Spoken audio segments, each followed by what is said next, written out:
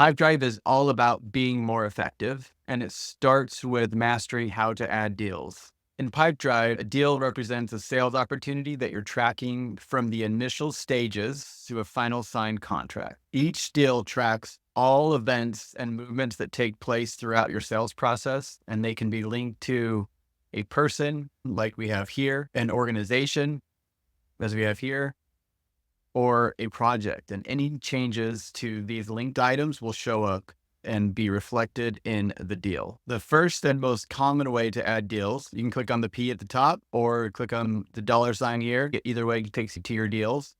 This is the most common way to do it. You're here looking at your pipeline and you click the plus deal button and you can add your deal here. Let's go ahead and add one. You can customize each deal by adding important info like the deal title, the value, and the stage.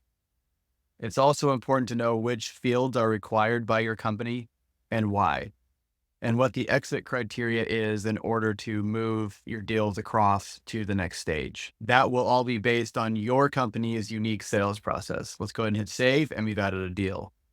The second way to add a deal is handy if you're already viewing a particular contact. So let's go to contacts, click on a person, and let's say we're looking at Cora's contact record. From here, we can choose the button up here to add a deal. It saves us a couple steps because it will already have Cora and her organization attached or linked to the deal. And so I like that, as that might be a better method than the most common way to go to the deals page and add it from there. Instead, you might consider going to find the person first and making sure that everything's good to go, and then clicking add deal, and they'll already be attached, saving you a couple steps. Next, let's look at the leads inbox.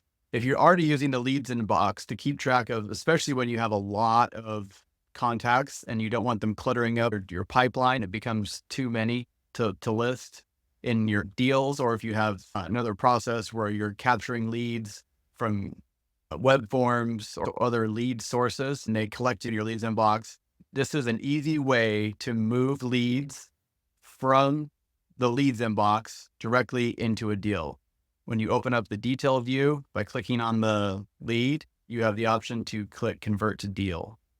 You'll have the information already associated with your lead automatically brought over into the deal. So once your deals are in Pipedrive, you can move them through the stages by dragging and dropping. It's a great way to visualize your pipeline and stay on top of every opportunity.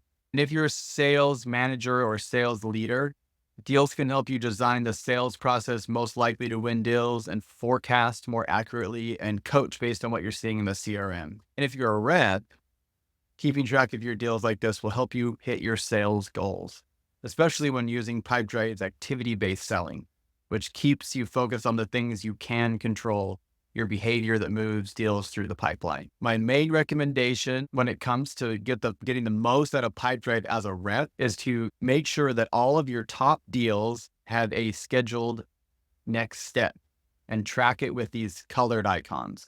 Gray means that you have an activity scheduled for the future. If you're sorting on next activity, you can see here, you can sort on next activity. The gray ones will drop lower in your pipeline or lower in your lists, since you had more time to finish them, and it's a task you've set for the future. Green means you have a task that's due today. Yellow means there's no activity scheduled.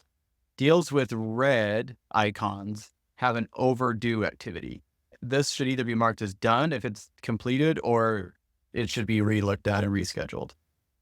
That is the top thing when you're adding a deal and you're making sure everything is ready to go and you're organized, making sure that these colored icons on your deal pipeline view like this, that they're all up to date and you have as few red or yellow icons as possible.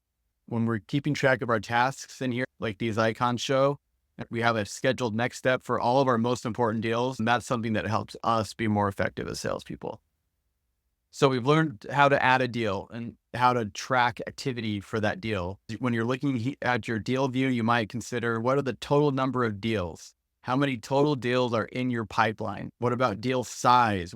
What's the average value of all the deals in your pipeline? If you pop over to the insights section of Pipedrive, something like this lead conversion report is a great way to see which leads are being converted into deals and how often. Funnel conversion reports allow you to clearly view your deal conversion rate between stages in your pipeline, and win-loss conversion reports let you see the overall deal and win-loss rates for various groups such as owner, organization, and time periods.